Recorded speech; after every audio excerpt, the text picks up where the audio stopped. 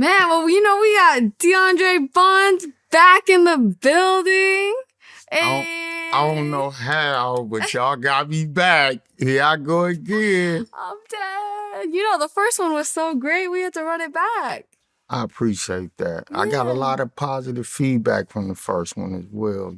People, Vlad interview, and so it's about that time. What was their favorite part?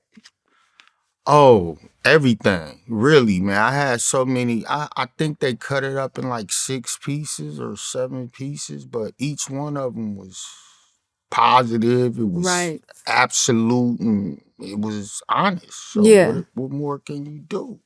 Man, you got a crazy story. A little one. A little bit. I think we all got one, though. Right, that's true. How's it feel to be here today? It feels like I've been here before. it feels like I've been here before. Right. And, I'm happy to be back. For sure. I'm excited. Shout out to Vlad. Hell yeah. I love it. Man, well, I know you guys did a lot. You guys touched on your life story. Like I said, just reminiscing, growing up in the 80s in LA. What are your fondest memories, being with my cousins and my family and all of us under one roof, and we just, we wasn't complaining or arguing. We was eating, even if it was noodles. My fondest memories growing up was with my family, just all of us taking care of one another. Right. It's not the same no more, when you see families growing up now and they a little bit separated, but I think we need that unity and to come back together and help one another through whatever it may be, because that's what family is for. Hell yeah. Yeah. I know your mom was on drugs, your dad was on drugs, he wasn't around much. Was that difficult for you? That was terrible for me. Yeah. At the same time, it ignited something in me that pushed me to do something different. Stay away from drugs, you know what I mean? Not judge, because, my family, my mother and my father was victims of that. So it just brought out the strength in me and the will to do something different and make something happen to take care of my family so we wouldn't have to go through that. Hell yeah. I know you were homeless at certain times. You were sleeping in cars. What was going through your head then? I didn't really understand. I didn't even recognize. As long as I was with my mother and my sister, and we slept in a Maverick in front of it's like a mechanic shop. But we had somewhere to sleep that was not outside. And, it was hard, tough. But we endured together and we made it every day. And then I went and, did my thing to make sure we had some money to eat, pump gas, help people with their groceries. So that ignited basically my whole future. Right. You know what I mean? Yeah. Yeah. And I think you started out hustling the candy. Candy was my number one. Well, pumping gas Okay. first. Oh, okay. And then I got introduced to candy once my dad took me and I moved to Compton. And, they had like this little candy crew that was passing out flyers. They pick you up, take you out to Simi Valley or wherever it may be for about 3-4 hours a day. And then, I was making money the legit way and way more money. You know what I mean? Donations. So that's why I got my that was my first real job to me. And then I learned the business of it and left the candy crew and start catching the bus and saving all that money. I make $5 an item. I get 1, you get 4. That's not cool. Right. I wanted at least 3, 250. That'd have been better. But I learned the game and did it on my own and made all my money. Crazy. real life. How much were you making on a good day? On a good day, no less than $100. Okay, that's pretty good. No less every day. So back then, I was making more money than other people that had legitimate jobs, but mine was I guess you could say I was independent. I was my own boss. Didn't have to worry about nothing. Just had to have a personality, socialism, know how to socialize with people, and a good spiel. Hi, my name DeAndre. I'm selling candy. I was going to say. Yeah. What was your pitch? My name is DeAndre. I'm selling candy for the YDF, Youth Development Foundation. It's an organization designed to keep us away from gangs and drugs. And this was my same spiel in the organization, but I took it with me. And, I'm selling candy. I get to win a trip to Magic Mountain if I sell all these. And, I was overreaching, but I really was out the streets. I really was doing something positive. I'm sitting here, I'm out here every day, catch the bus by myself. Shit, 14, 15 years old, every day, you know what I mean? And God, that was a catalyst. That was an avenue to reach what I really wanted. I didn't know it at that time, but yeah, it was just like my best part of the spiel was, I know $5 may seem a little high, but the rate of crime is even higher. Ooh. Right. That got them all the time. Like, for real. They was like, oh, I'm finna get this nigga some money. Just, $5 for one candy bar? It was like the little 99-cent 10-piece Reese's. They had the 10-piece Kit Kats. Damn. You know what I mean?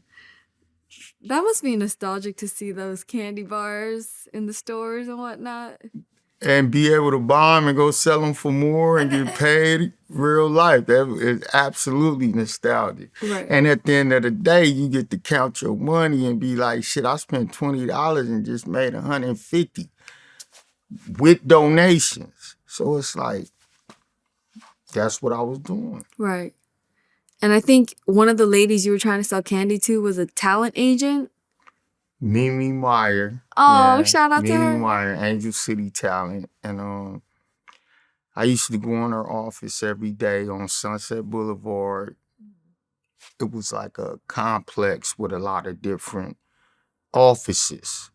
And she had one of the offices, and I go in there and try to sell her candy every day. She always say no, no, no, no. But my consistency, thank God I kept it consistent. Even though I knew she wasn't gonna buy no candy, it was a purpose. And I heard her over the phone one day while I was waiting, sat down, waited for her to get off the phone. She talking about a commercial. And I inquired, Mimi, you do commercials? What? You know what I mean? She said, no, I represent actors that do commercials. And I was like, and she said she's an agent. I was like, man, this is what people been telling me. Everybody was telling me you need an agent. I'm talking about from Martin to everybody. I was asking everybody. Chubb Rock, rest in peace. Diana Ross. I met everybody out there. And they all was like, you need an agent. You need an agent. No, and I didn't know what an agent was. And at all that time, I had an agent right in front of me. And I found out. She gave me opportunity. What was that moment that she sent you on your first audition, right? Now, after I took my headshot, she helped me by sending me to somebody that did headshots that she knew. I paid the money for that. Saved up my money, paid that. And how much were the headshots? Well, back then, I got it for the low because of Mimi. You know what I mean? She helped me. Like $300, $350. Once I got that, she submitted me. We picked the headshots out, and then she started submitting me for auditions. And the first audition I ever got was a mini-series called South of Sunset with Ari Spears. And I wind up booking it. reading live in front of like a host of people. Nervous a little, but I was confident at the same time because I know this is what I want to do. And I got the part. First audition. Wow, really? Really. How did that feel? Amazing. Amazing. And I made like $600 in 30 minutes. What? Yeah. On my first audition. It was like... You get paid for an audition? No, for the role. Oh, okay. It was like wait. just a brief moment, me bagging with the main character. Man, get your big head ass up out of here. Boy, if you don't take your little young... that was it. 600. I was like... I liked it. Right. Yeah. Did that spark you to be like, oh, shit, I'm going to take this shit for real? It absolutely did. I didn't even look back after that. I don't think I went back to... I think I still sold candy for a minute, but I started getting on these auditions. I started getting more and more auditions, so I left all that alone and just focused on, my dream, what I'm doing right then and there. Hell yeah. Trying to get these parts. Right. Did you practice? Like, were you like, oh shit, I gotta... Yeah, you gotta practice. To myself in the mirror, I did all that. Okay. Read the script over and over and over until I understood it and went out for it. I didn't hit everything I went for. I missed a lot. But when I did hit, it was a blessing. Hell yeah. I was gonna say, Fredro Star's the homie. I know that you guys were both in Sunset Park. Fredro! I love Fredro. I have so much love for Fredro. Yeah, man. Much love to my bro Fredro, man. Sticky as well. Yeah. I known Fredro and Sticky since Sunset Park, and that was what, 96. 96. That's crazy. That's real. And they great people. Sunny Seas, rest in peace. And just the love I got messing with them in New York. Man, they showed me out, showed me everywhere, took me to the studio. We went to what's the dude that come on the stage and pull you off with the cane in New York? It's a big... Apollo Theater? Apollo. We went to the Apollo. Oh, we had it all. We was doing everything fun. It was super cold. I couldn't stand it. I'm out there with a sweater and khakis on. Oh yeah, I'm from LA. Yeah. Man, the homie, but it was all fun. Right. Yeah.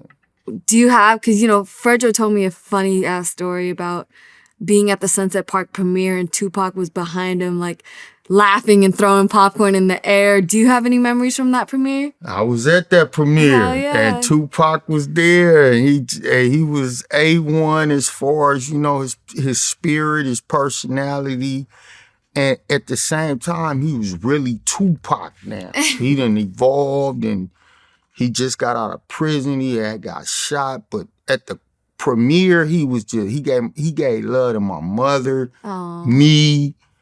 I just told him, man, I love you, Pac. First time I told him, fuck him. I don't think he remember that, but this time I was able to really introduce myself to him.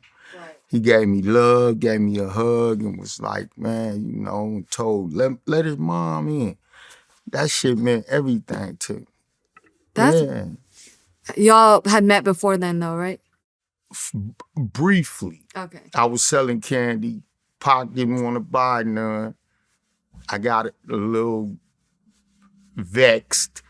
I'm like, man, well, I could rap. He's like, I got a rap group already. Shout out to the Outlaws. Outlaws. And I was like, well, fuck you then, man. And he laughed at me. I swear, I'm about 16 right now. And I just mobbed off, closed my box and walked. I never knew I was going to be in movies at that time. I didn't know I would run back into Pac in the future. But it was all me. I don't think he remembered that. I was going to ask if he remembered. No. Okay. I didn't bring that up. He probably would have wanted to whoop my ass then for that. But it was all love.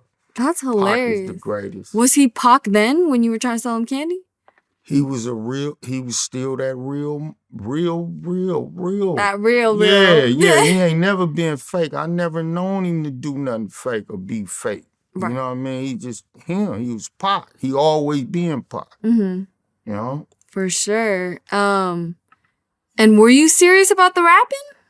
Absolutely. Absolutely, I was serious about the rap because I was rapping before I was acting.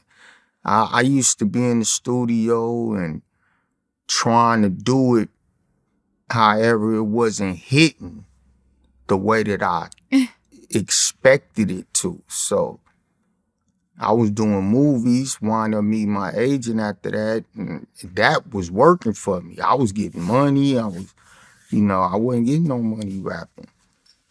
So, I kind of fell out of love with it. Not love, but like it was important to me. Right. And I just stuck with my acting. But I got an album out. It's called X, DeAndre Bond. Okay. And it's on YouTube, videos, all that. Because I was going to say, you're surrounded by some greats in LA when it comes to the rap, you know? Many great artists, great people. You got so many things that you can feed off of to write, you know what I mean? So LA is the place to always be until you done. Then when you done, you gotta go. I say, Okay. don't outstay where you from. Yeah. It's crazy too, because you were just saying you're still in the hood. Yeah, I am. I went out there for TDE had something in Watts for like their Christmas show, like a giving back event. And probably in the Nickerson Garden. Exactly. Yeah. I be over there. I've been through the Nickersons. Shout out to the Nickersons. My nigga Killer Twan.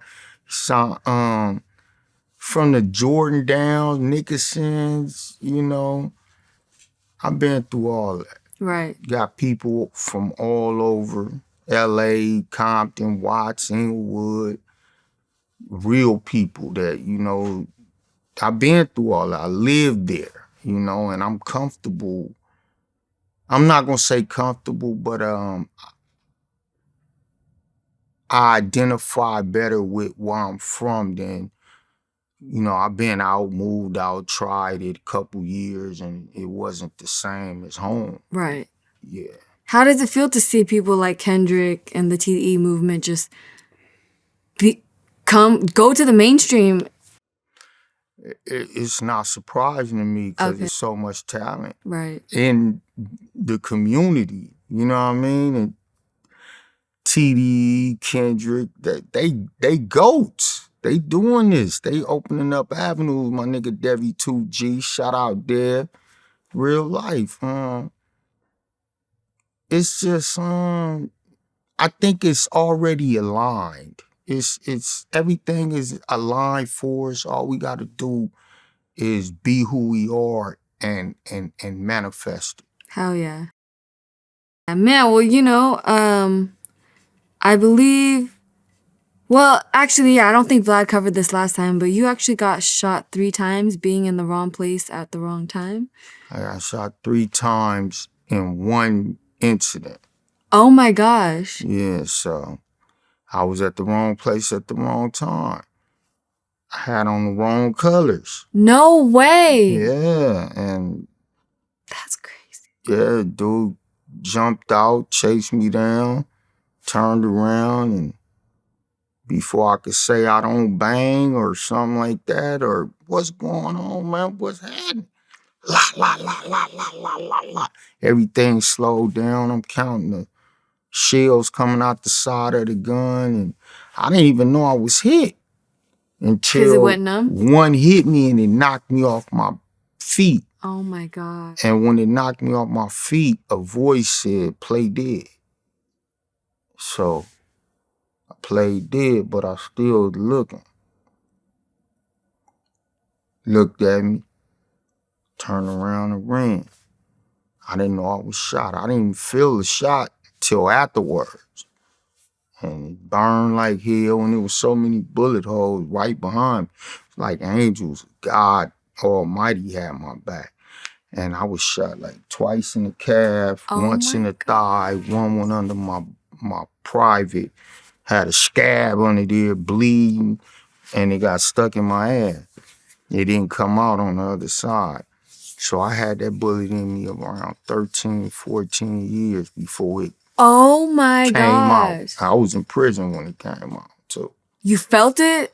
It been in my body, but it started coming to the surface after years, more and more and more. Then I could feel it. Oh Then my. you start sitting down on the toilet and you sit on that motherfucker and it hurt, and then it finally came out.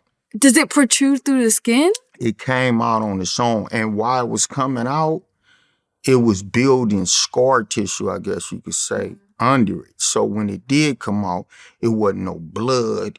It wasn't no. Oh It was already basically healed from the inside out. Yeah, and I kept the bullet. I still got the bullet. How did that feel? Like, were you like relieved? I was happy. Yeah, I would be happy as fuck too. Yeah, but I was like, damn, let me hide this mug because I'm in a pen. Yeah. And yeah, I still got that bullet though. That's actually insane. How old were you when it happened? I was around. It was after 3 strikes because I know I got shot in the ass in 3 strikes, and then I really wound up getting shot in the ass. So it was right after 3 strikes. How? Like, what happened after that? Did you call 911? Like, how did? I mean, the people called 911. I went to the hospital, they gave me some medicine. The doctor showed me a x-ray scan of what a bullet is because it was still in my body. He said, boy, you lucky as a mother. Wow. Because it was right where my piece at. It almost blew my thing off. Thank God that didn't happen. Oh my goodness. Yeah, but other than that, got out the same day. For like real? A few hours later in the night. Yeah. I be wondering, like, really, y'all can bounce back that quickly? Morphine. Okay. Yeah. Morphine and it not being any life-threatening, Right. Injury. It was in and out, flesh wound. Through here, through here, under there, stuck in there, can't do nothing about it, you good. Boom, you ain't bleeding nowhere, they gonna let you go. Crazy. Did you get any type of PTSD for after that?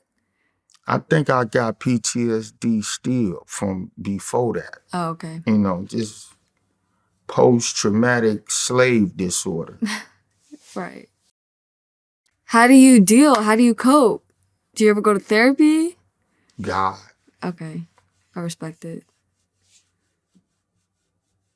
That's it. And the understanding of his power and his purpose it's a purpose for everything happening. Right. So, just to know that and receive that just keep me going. Right. Makes me more confident in my walk. Right. 1999, you played Stacy in the classic film The Wood. Yeah. Thank God. Rick Famuyiwa, man, you my man. He saw it in me, gave me opportunity. Never knew that the Stacy character would become as great as he is, or and still receiving the blessings from that. And then we did Dope, and the same director wrote that and invited me back to play Stacy again. So, you know what I mean? It's a gift to keep on giving. Right. What were you like just on set for The Wood? Because, that became a classic. It still is a classic. I was a young dude. I was a little wild, you know what I mean? But I was serious about what I do. And you know what I mean? When it's time to work, it's time to work. It was fun. I'm living my dream. I'm meeting people. I met John Singleton for the first time on the set of The Wood. And he came up to me and he was like, man, after I did the scene, he was like, man, you from LA? I was like, yeah. He was like, man, I got something for you. And I didn't know what it was, but I wound up going to prison not too long after that, so I never found out. But I think it was something to do with Baby Boy. That's just my hunch. I saw that recently, actually. Dang, were you like, damn, that could have been me? I mean, you can't cry over spilled milk. That's true. It's meant for who got it, who did it, who brought it to life. That's who it's been for. I missed out on a lot of opportunities. You know, I booked a movie with Denzel, but going to prison, that shook that too. So I had a lot of things that I could have been in, but you know, just the time wasn't right. Right. Man, I know, 2001, you got 10 years for manslaughter over the death of your aunt's. Who? Oh, 2001? Yeah. You got 10 years for manslaughter? I got 11 years. 11. Yeah. What was going through your head then? I can't believe that I'm going through this because of something that I didn't have no choice except doing, which is defending myself, my person. And, you know, I was happy. I was in a mind state that was, I'm booking these movies. I'm doing what I dream. I just got one with Denzel. I'm in a happy place. And then all of a sudden something come out the blue and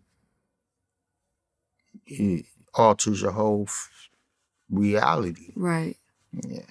It's crazy too, because I think you said you stopped believing in God when you went in. During that time, I didn't stop all of a sudden, but just experiencing and seeing what was going on. Like the Katrina thing really triggered really affected my faith. I'm not gonna say in a negative way, but it made me question if God's so real, why are my people out here suffering and nobody give a fuck? Nobody trying to help us. You know, we built this whole motherfucking country on my ancestors back us still as black people. And when it come to us needing help, you have, you know, like they was cutting off bridges, leaving us out there begging and for water, and that shit affected me. I was crying looking at the TV in prison. I'm like, man, I want to kill motherfuckers. Wow. I really did. But you know, God, you know, he revealed some things to me. I'm not gonna go into that because, you know, I wrote a book about it. Oh, wow. But at the same time, I don't want to just spill it all out here. Right. But that's what that was the one thing that affected my faith.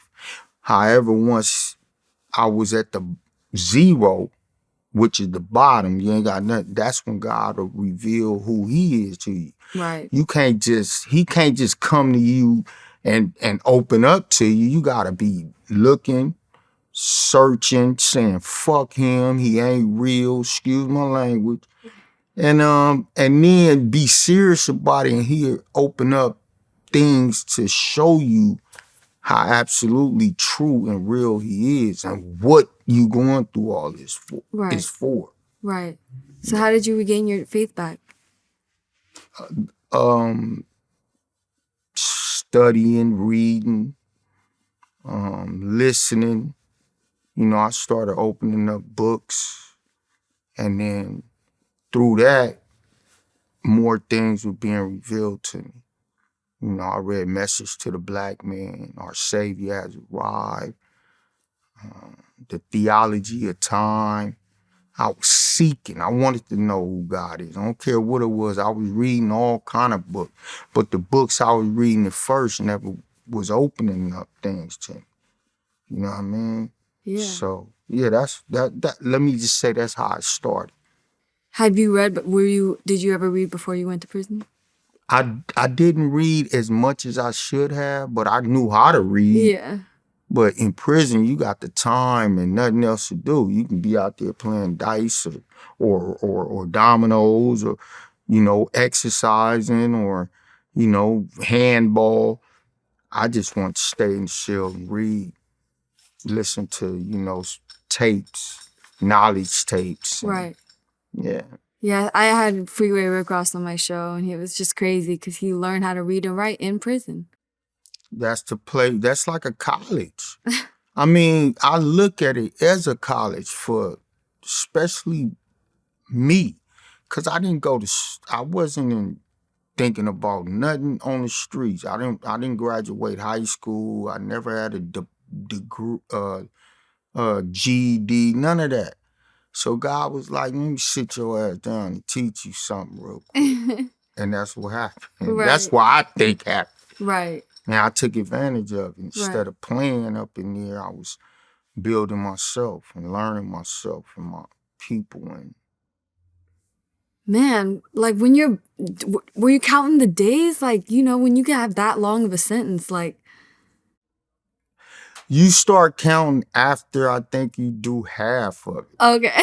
In the beginning, I was like, how am I going to do 11 years? I ain't never done time before. Really? Nah, never. Damn. And I didn't know I could make it. I was like, how am I going to make it?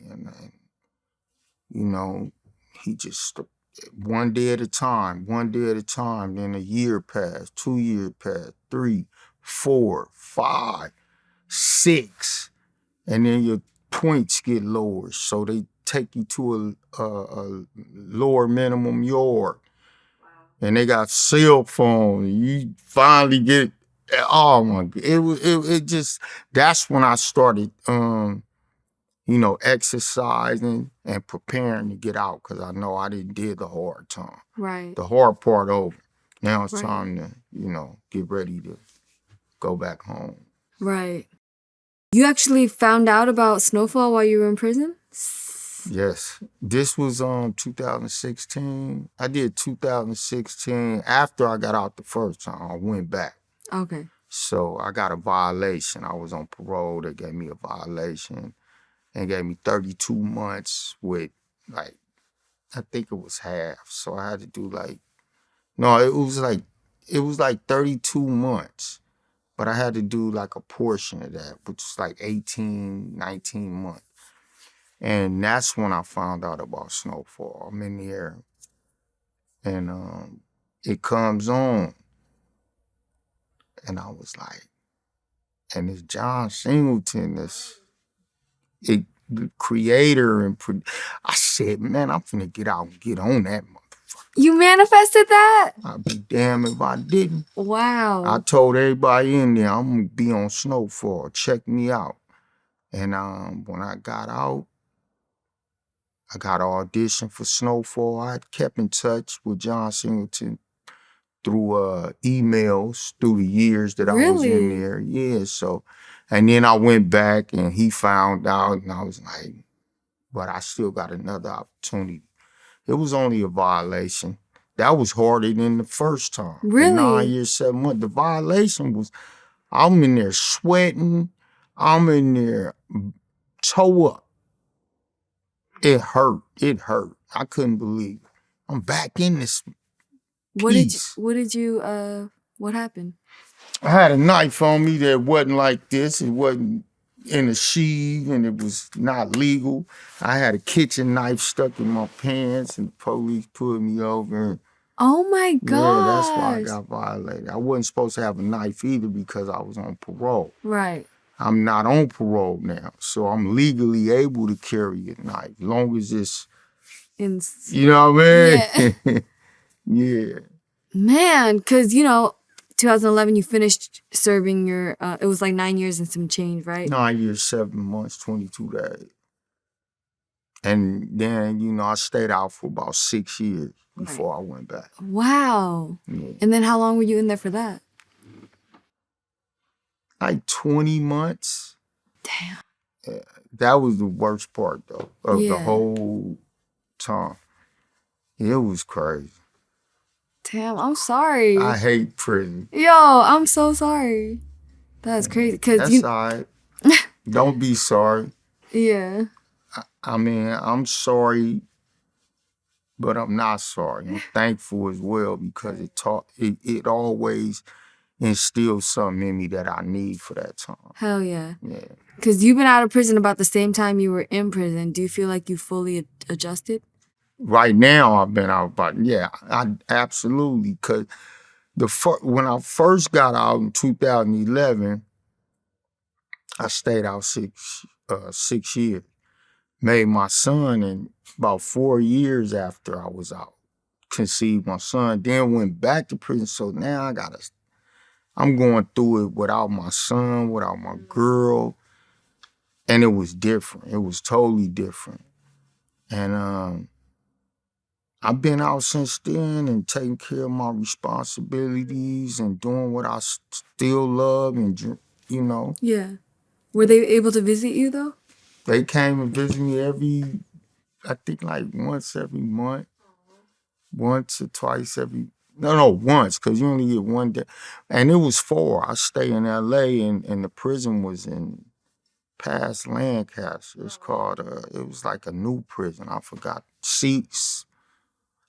the name of the prison. Crazy. Yeah. You know Bobby Shmurda? I don't know him, but I know of him. I interviewed him and I asked him, because he said he did wild shit in prison.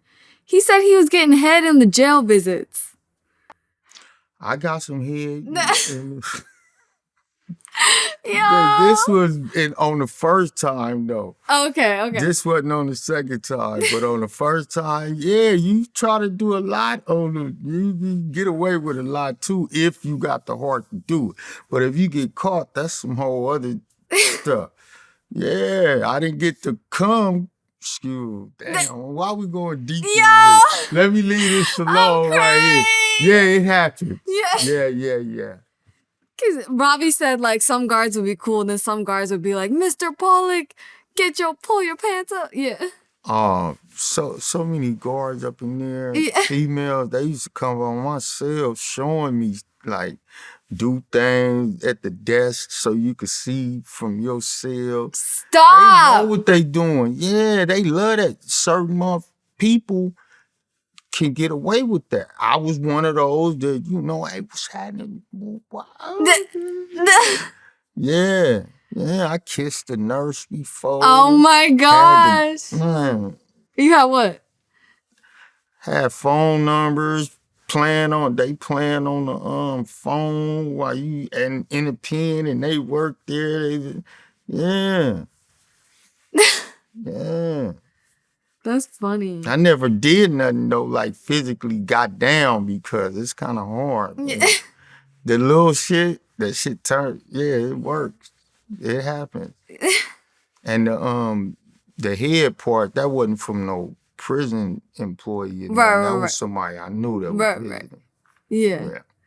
That's funny, man. Because, we were going to ask if the 10 years affected you to this day, but you said even the last time that affected you more. Yeah, the 10 years, it affected me, but the 20 months, that woke me all the way up, shook me. Like, cause I thought I wasn't gonna. They was talking about, for that damn knife, they was trying to give me, I think it was like 17 years. Are you serious? 17 years. That's why I took the deal. I was like, man, I don't want to go through this no more. Let me just do this and get up. What was the deal? 32 with half. 32 with half or 80%. I think it was 80%. Yeah. Did you have to, obviously you had to lawyer up, right? You had to fight at that point. I had an attorney. Okay. Damn, that's crazy. All right, well, on a positive note, 2019, how did you audition for the role of Scully on Snowfall? John let me know about it, and they wanted me, and I ran into somebody that John knew, and like, John been looking for you, man. I was like, what? I need his number, man, and he gave me the number, and I called John. He was like, man, what's up, man? Oh. And he was like, man, I got this this role, man. I want you to come in and read for it. I was like, man, you already know I'm near. And we set it up like that. And I went with no agent. I didn't have an agent representing me at that time. You Right. know, people think you do need an agent. It's better, but it's who you know as well. If you got connects, people open up avenues, and they want to mess with you, then you could use that route as well. And that's what happened. And I went and read for it and booked it on my birthday, March 19th. Really? Yeah. Were you a fan of Snowfall by then? It was around, I came in on third year. Crazy. Third season. Mm-hmm. So I was watching it for the first, since the second season. And I was a fan. I love John work. I love the way he make his show look like a mini movie. Mm-hmm. The way he directed it, everything. So it was like, man, I'm gonna get this no matter what. I don't care. For real. How long had he been looking for you for? I'm not gonna say he was necessarily looking for me, but I came at the right time. Exactly. Okay. You know what I mean? Right. Yeah. You know that's Vlad's favorite show ever on television. Really? Yeah. Vlad? Yeah. That's what's up, man. Yeah. I interviewed Amin Joseph. That's my brother. Love him. Love his energy. Man. He a great brother. He a great person. We did Dope together too. Oh, we're okay. He was in Dope. Crazy. You know. He robbed. He pulled the gun out in the thing in the I think it was a hamburger spot. And beat the dude. He was a blood. He played a blood in Dope. Oh my gosh. Yeah, I love it. Because you mentioned Apollo Theater. You know, he started out as an intern there. He was opening the doors for people at the Apollo Theater. I didn't know that. Isn't that crazy? Divine. Right. It's divine. Right. You know, everything is aligned for you if you stay right. Doing what you're supposed to. Doing what you feel that you want to do. Right. Definitely. And I think Scully's character is based on a real person that Singleton knew. John knew him. Right. He told me about him. He said he was one of the crazies. I think he's still alive too. Aww. Yeah. He said he was crazy, but he was good. He was one of his best friends. And so that's why John put him in the script in as a character. And I got the opportunity and still have it to play that character. Right. I think he hit me up one time on Instagram or something like, I'm the real Scully. Oh my God. I didn't know if it was true. Oh, okay. But you know what I mean? Yo, you gotta fact check that one. Yeah. That'd be a moment to meet him though, you know, just. Oh, absolutely. Come on, man. For John. For you, I wouldn't be able to Yeah. play this. Right. Yeah. Man, talk about just John giving you the opportunity, not holding prison against you. Like, what did that mean? That just is a testament to how genuine and real John is. He wasn't no judge of character or person. It was like, you know, everybody is not perfect. And to be able to be recognized as somebody that made an error or a mistake in my life and not be held, you know, down and out and to be given another chance is a blessing. Oh, yeah. And I appreciate and thank and love John for that always. Right. Did you find trouble getting roles after you got out of prison? Nope. Okay. First audition I went on was Gangster Squad, and I booked it. Oh, okay, fire. So that was just like the first time I started. The first audition I booked. When I got out of prison after doing 9 years, 7 months, first audition, I booked. So I was like, yeah, I'm back. Yeah. That's awesome. Would you say Snowfall was like your big break? I think Snowfall is my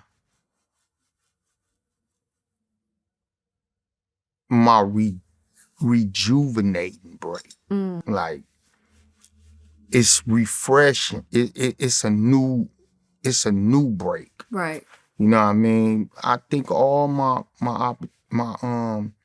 movies that I've done have played a important part in my breaks. Right. You know what I mean? But Snowfall was like the one that really Stacy, the Wood, put me on top. Snowfall put me over the top with the people. Right. The people love Scully, they love Stacy. Right. You know what I mean? They don't know too many more of my characters except the real loyal fans. Right. But yeah, that's Stacy and Scully. I can't go nowhere because of them. Right. How does it feel to play the leader of the Bloods in Englewood? Like, Wow. yeah. I haven't tapped into that part because I love Inglewood. I'm a part of Inglewood. I live in Inglewood. I lived in Inglewood. Right. And to play a Blood 2 times from Inglewood, because Stacy was from Inglewood. Right. And Scully is from Inglewood as well. And it's like something about Inglewood and me. I may have I've probably been here before, and I was from Inglewood. You know what I mean? Right. But it's all a blessing. How was it making your debut? I think the episode was called The Bottoms. The Bottoms. Yeah, that was the first time. Bring us back to that, filming that, meeting, Franklin meets Scully for the first time. That was a crazy scene, low-key. It was so fun. Okay. I mean, it was like I'm back to work. We on the set. John was there. All the actors were there, and they used to tell me, this is real. All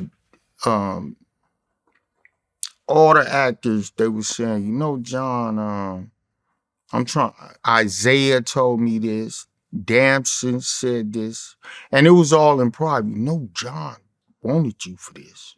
He always wanted you for That's beautiful. Yeah, I was like, well, he said, yeah, and they told, I was like, so this is meant. And yeah, and it was a blessing. It was fun. We working. I'm back on set, eating great. Right. They feed you on what? Oh yeah, it was beautiful. Real quick, because Freeway Rick Ross only ate peanut butter and oatmeal in prison. What was your go-to? If you had one. Them damn noodles. Oh, okay. Noodles. That was my primary diet. Noodles with kipper snaps, tuna. I try to make something out the box where we, use the Asian roll, the wraps. You wet them with the hot water and they get soft, and put vegetables in it and try to roll up. You know what I mean? I was just, surviving, man. We make something out of nothing up in there. You got to be creative. Right. Yeah. Man. Okay, back to the scene. Honey buns. Oh, okay. The little mini honey buns. Peanut butter on them, oatmeal. Oh, my God. Man, I think that's how I got diabetes. Yo. Eating so many of them. I'm fucking dead. I was eating like, every time I go to the store, because you go once a month, I buy like 20 boxes of honey buns. Stop. Oh. Do you still eat them to this day, or are you sick of them? No, I don't eat them. Oh, okay. Oh, yeah. I'm not sick of them. I still like them, yeah. But I know what it causes. What's the effect of it? Right. I'm sorry. Yeah. Yeah. That's funny, though. I ain't never heard that before. And peanut butter on the honey buns? Oh, my God. Inside the oatmeal, you put the peanut butter on it. Okay. Or you could put the peanut butter in the oatmeal and then put the honey bun in there. And on that's top. A lot going on. And that's all kind of, a lot. Fired up. And I'm smoking bud up in that mug, too. So I'm like, you get the munchies late. Oh, it's over. That's hilarious. All right, back to the scene real quick. Scully is torturing a man who's stripped down to his underwear, tied up, and badly beaten. What was it like to play a psychopath? It was fun. I love that. I'm dead. I'm finna keep. What? He in the bathroom. I think I am a little bit not psycho, Yeah. but Uh, off. all the greats are though. Gotta be a little Yeah, a bit, little like bit. a little. But it was fun because you know it's not real. Mhm. It's all acting. Right. So I get to just bring all that out Right. and still know that everybody gonna be all right. And they gonna say cut. Yeah. So that's the best part of it. Is Scully crazy? No, he's very intelligent. He's a family man, but he's not playing when it comes to his authority, his business, what he doing. You know, you can't play with that. His family. You cross them, he gotta answer. He's going to answer. Right. Yeah. Man, what was the reaction, or how was the reaction when Scully's character was introduced? As far as Just people like, they love him. yeah. The first episode, I was getting so many social media hits. I love it.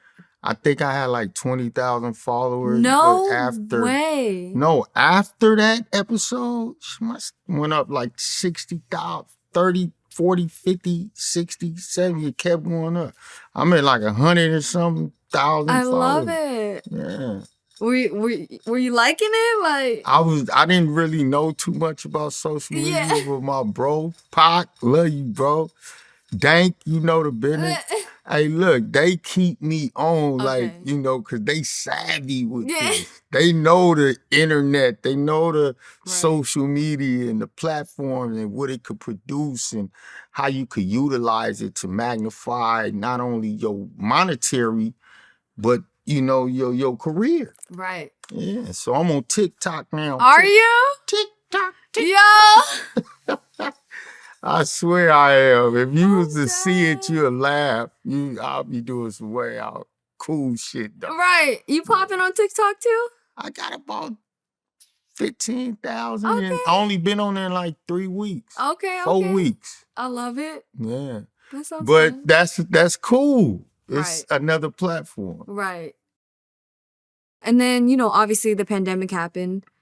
Yeah, how did it feel to just have the filming just stop? Like, It was terrible because that was money. right. I mean, now I ain't working. You know what I mean? And I don't even know what this is over. You know what I mean? Right. But I think it was 2019. No, it was 2020, January, February. I was supposed to work on my birthday, March 19th, and the pandemic happened right before my birthday. Wow. And more. I think it was March too that it set off. They shut everything down. Crazy. Yeah. What did you spend your time doing in the pandemic? Staying out the way, mask up. Right. I ain't gonna say I was skeptical of a lot of people I didn't trust, like even my own family, just coming out the woodworks. I was real paranoid. I didn't want to catch it. Yeah. You I'm looking on your page now. You be chefing it up or what? I didn't hear you. Oh, I'm looking at your Instagram. Uh-huh. You be chefing it up. I see a lot of food. Oh yeah, posts. yeah. I'm an Epicurean. Okay. I love fine foods, cuisines, and beautiful people and things. You know what I mean? I just want mine. I love to eat. I did all that time, so now I get to eat. Yeah. So I try to take pictures. And Right. I got a diabetic friendly show coming out. Oh, wow. Yeah, That's me and my incredible. brother, we collaborating. We're gonna go That's nice. test foods and see what's compatible with diabetics and what's not cool. Right. Take your sugar before and after to see the effects that what you've had on you. Just being creative. And I love to eat. I wanna, Yeah. I watch eating cooking shows, all of them. Right. Guys, grocery games. Yeah, You look like one of those people that can eat whatever and not gain a single pound. No, I will gain some pounds. And I will try something one time. Yeah. I've ate escargot. Oh, I I could. tried that one time. Oh no, you I liked would it? try it. It was bomb. Oh, what It that? was What is that bomb. snail? A snail, apple snail. Green, they Hell, green and all that. But it was fire. I ain't gonna even lie. I just couldn't eat it no more because I knew what it was. right? I just had to taste it. I ate fish eyes, Oh my god. fish eggs.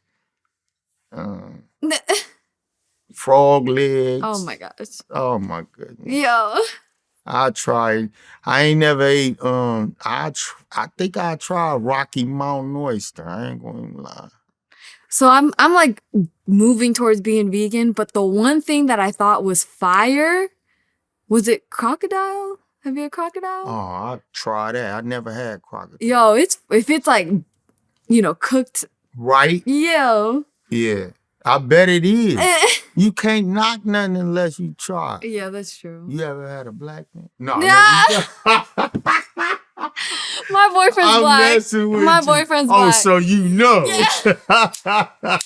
I just had to throw that in Yo, there because I'm crying. a little comedian as Yeah. well. But I'm dead. I love comedians. it's good to laugh. Yeah, for sure. Great for the spirit. The Hell soul. yeah. Snowfall season 4. You play the protagonist of Franklin Sank this season. What was it like to finally be a main character on the show? Oh man, 4. I think I was in like 8 episodes. Yeah, I was knocking them out. Right. It was beautiful. I was happy. I'm thankful. They recognize me. They appreciate me, and you could tell by the way they keeping your character in it. You know what I mean? And Damson, Isaiah, all of them was giving me love. Right. Real life, man. It was just like it was open arms and welcome and let's go. Right. And that's what it was. Talk about the scene where you survived an assassination attempt by Franklin. You got shot in the arm and dug out the bullet with a butter knife. I never have done that. I never did that before, so I had to act, and they was telling me they gonna squirt. They had like some little machine behind me and they put it through and I just had to act like it was real. But that's not too far off from your bullet coming out you. It really happened, but you right. That's crazy that you said. I never thought about it like that. Yeah. Cause I picked that one out. Yeah. But the one that I didn't have to really feel too much pain. Right. But it's all fun. Yeah. Yeah. And then your daughter gets killed on the show. Yeah. And then Khadijah, she goes after Leon for the murder and then gets killed herself. Man, talk about the turn of events, because that's a lot happening.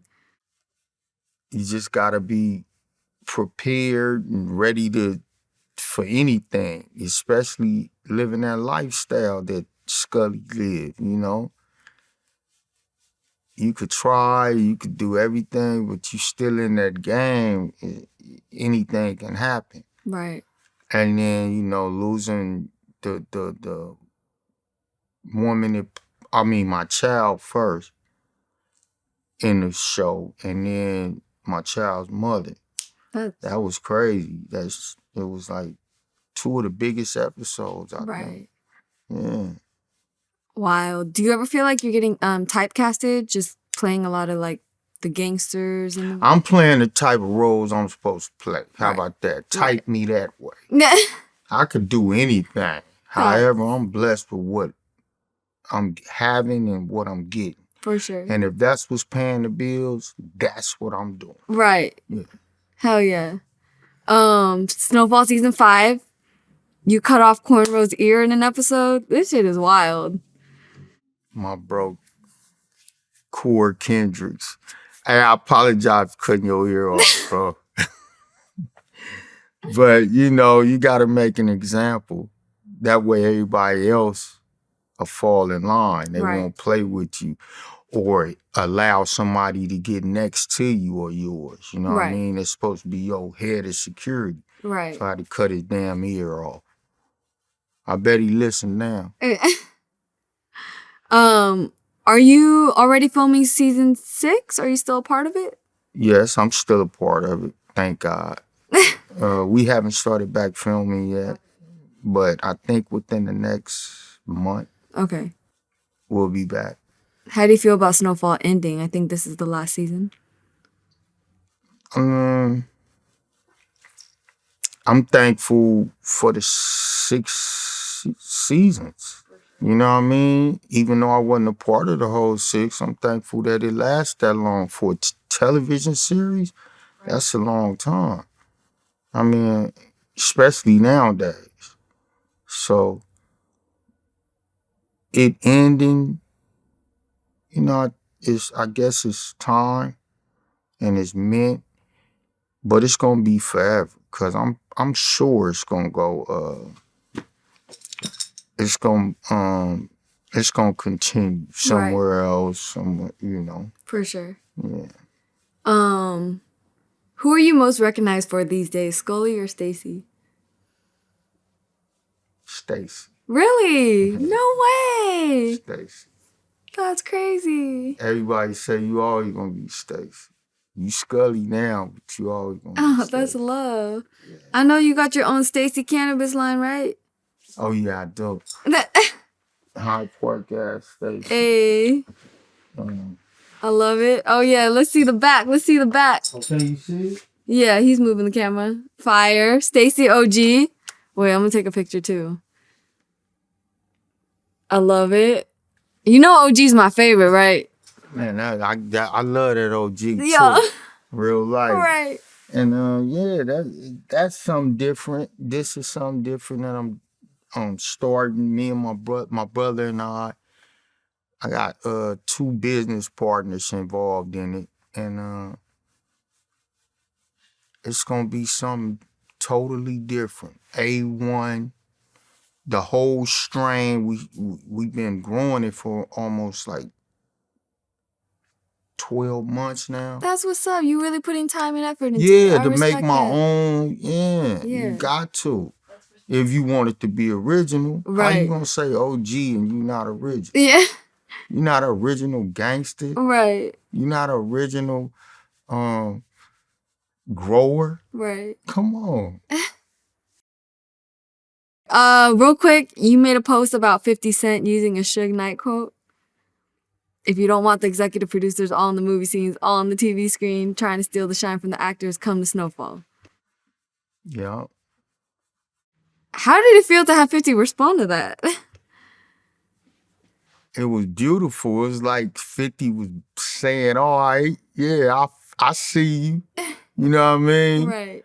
But it wasn't nothing personal when I said that. Okay. You know what I mean? I never said, you know, like I want to do this to ignite 50. It was just, 50 do that. 50 started that. Yeah. You know what I mean? I learned from 50. Right. So it's like, man, let me try this shit without saying his name. I just said if, I'm just speaking just speaking out. Right. If you want some and 50 show Power and Power Book and was the only thing that was head to head with Snowfall. Okay. You know what I mean? It really, the motherfuckers recognized. So I was like, man, let me go on and try to take a shot at the show. Okay. It wasn't necessarily 50, but 50 is behind the show. And he the executive producer. But I didn't have to say his name. You know what I mean? If you pick up on it, right, that's on you. Right. And he picked up on it. Like he even said one time, he'd throw a pass to a motherfucker or give you an opportunity to catch a pass and you won't. If you don't do it, that's on you. But he opened up an avenue for you to do something or to gain something.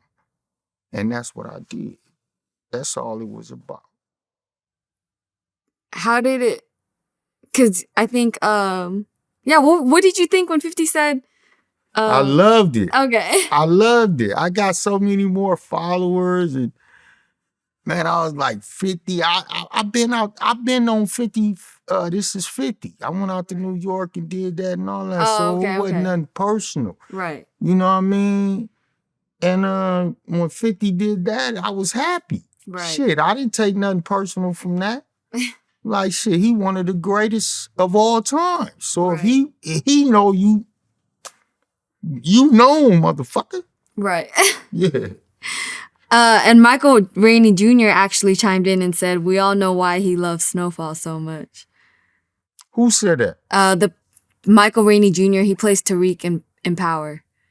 Tariq St. Paul. Oh yeah. You talked to the little light skinned dude. Yeah. Yeah, he said something. I seen that.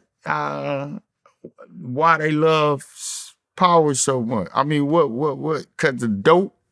Yeah. Exactly. But you didn't even do cocaine. I don't even do. No, that's why that shit didn't make no sense. Yeah. Keep acting, boy. But yeah, talk about never trying cocaine. I think you only smoked weed, right? And drank? Yeah, I never tried cocaine. I don't do no hard drugs. Respect. I know people that I know and love personally that was devastated by that. Just cocaine, the rock. So I don't want nothing to do with cocaine. I don't want nothing to do with sherm.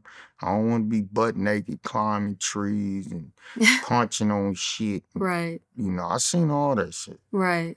So, I respect drugs for what they are.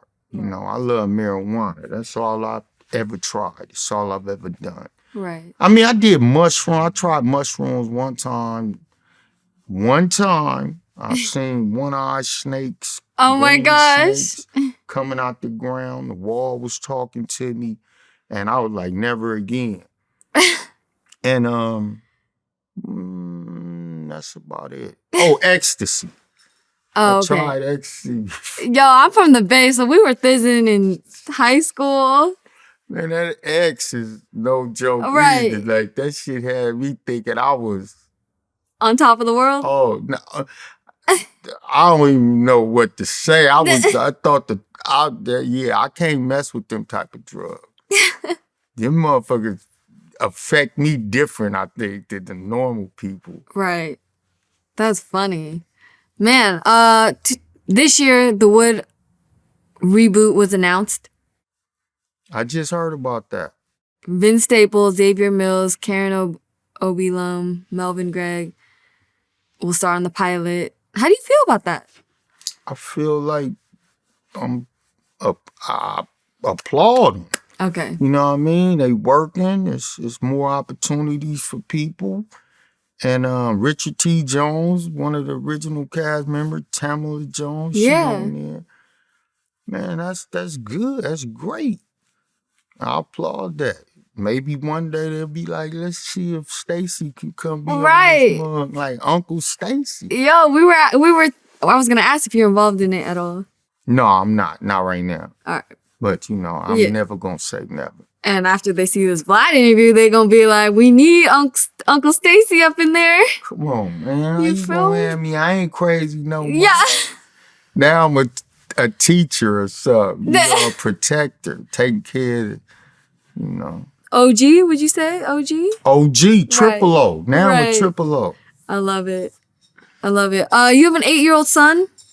I have an 8-year-old son. How is fatherhood? How was Father's Day?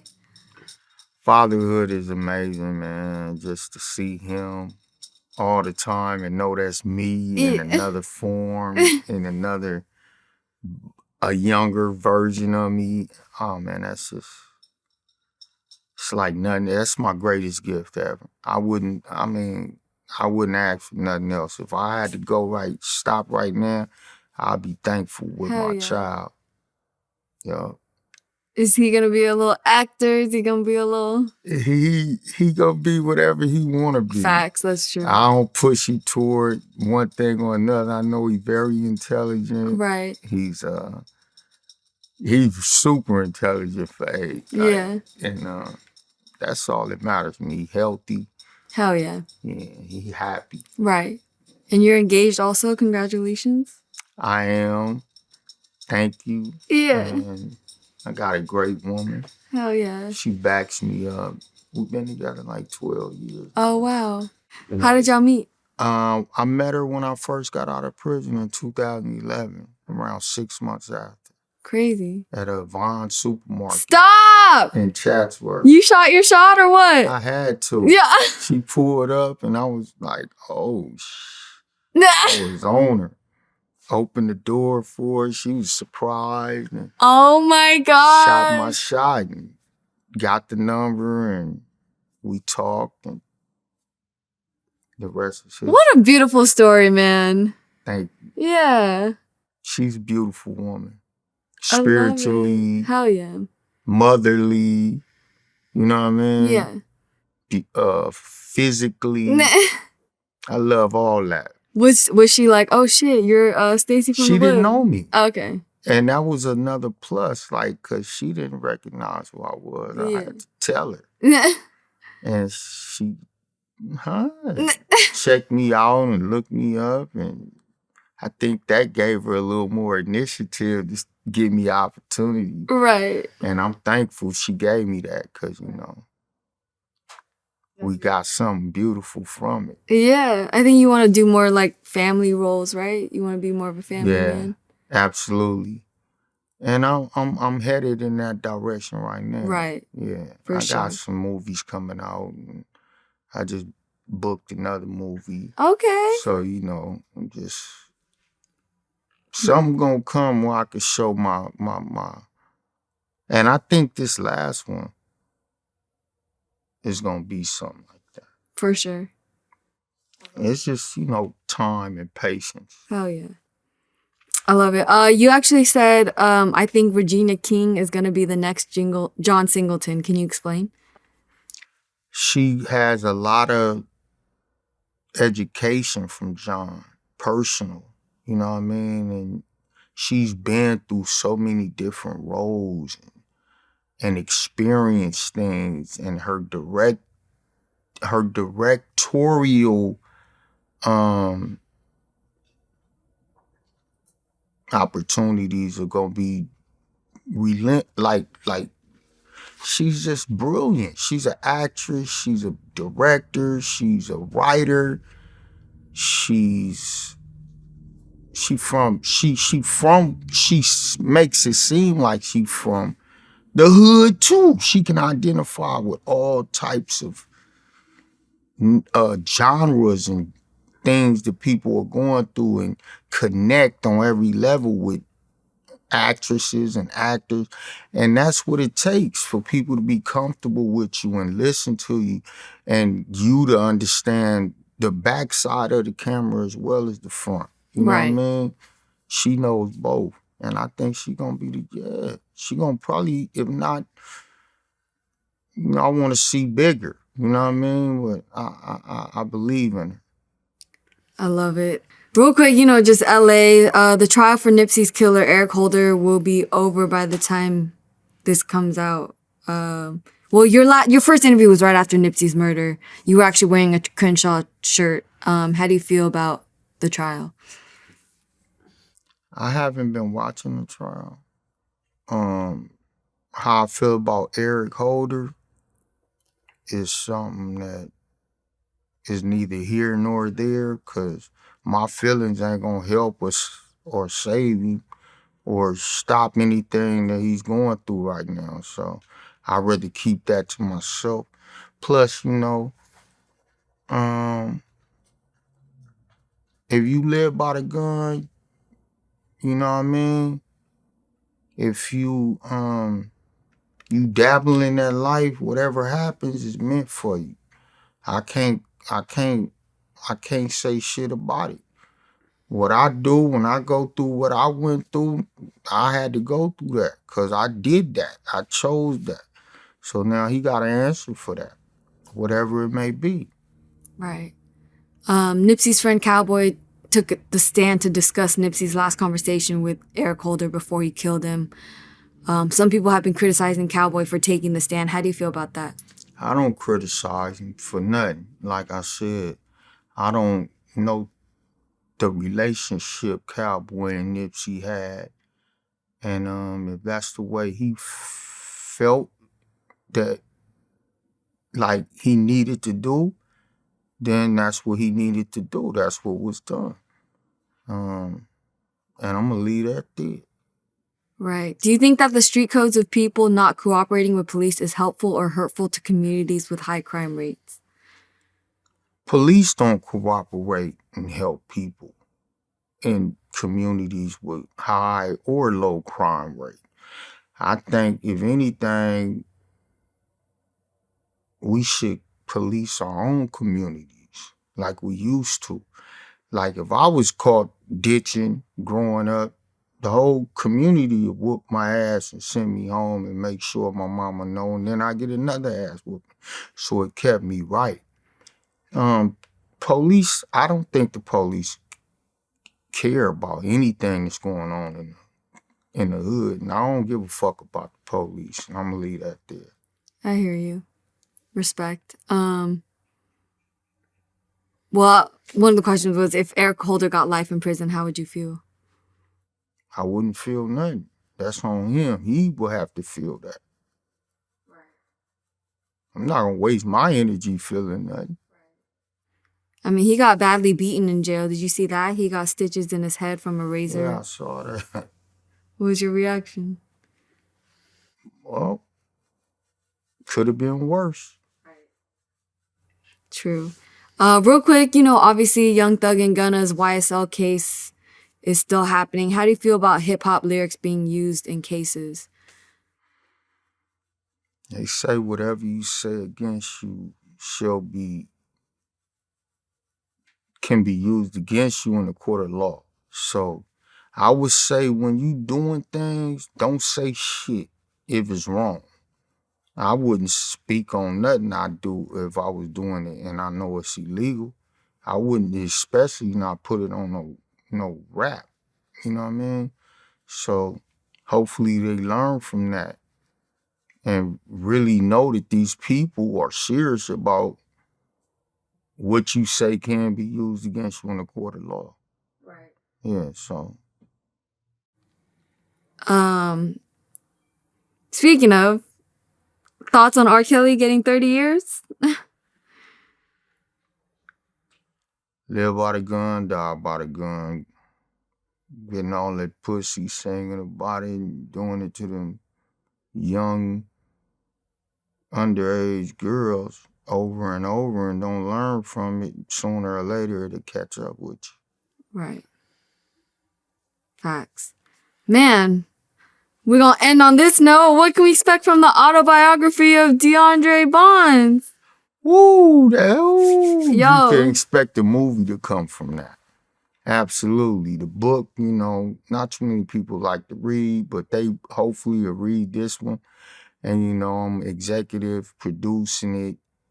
And I'm going to make it into a screenplay. Okay. And that is what you can expect. And it's going to be shocking. It's going to be raw. It's going to be real. It's going to be everything that I've experienced and been through and overcame. Right. Yeah. Are you playing yourself? I'm not going to play me. I'm too old to play me. No, but yeah. I might play a role in it. Just, right. an older version or something. But, who would you want to play you? Cause that must be the fun part, being to be able to. Yeah. It's so much talent out there. I don't even think we've seen the person who will play me. Right. You know what I mean? Open up new avenues and doors for the up and coming. Right. Yeah. But it's gonna be somebody that's raw and serious and real. Right. Yeah. I love it. Man, well, what are you most excited for? What can we expect next? Stacy OG, of course. And, like I said, I'm going to make that my book coming out, the real DeAndre Bonds real life story. And the film that I'm going to make after that, I got a couple movies, independent films that I've already done. It's coming out. Just booked another one. And You know, just expect DeAndre to do what I love and what I want to do. I'm not going to do nothing that I don't want to do. And it's going to have to be right, you know. I'm not about to be on certain things or express my talent in certain ways that I don't agree with. Right. I love it. Man, this might be one of my favorite interviews I've done for Vlad. Are you serious? Yeah, you're dope. Thank you so much. Of course. I appreciate you. Yeah. One more time. Your name? Shirley. Shirley? Yes. It's a pleasure to be interviewed by you. Thank you. Comfortable. Hell yeah. You make me comfortable. Thank you. And thank you. Oh, I appreciate you. You know you're welcome back anytime with Vlad. I'll be back. Yeah. He better have... I'll talk to you later. Bye. I'm dead.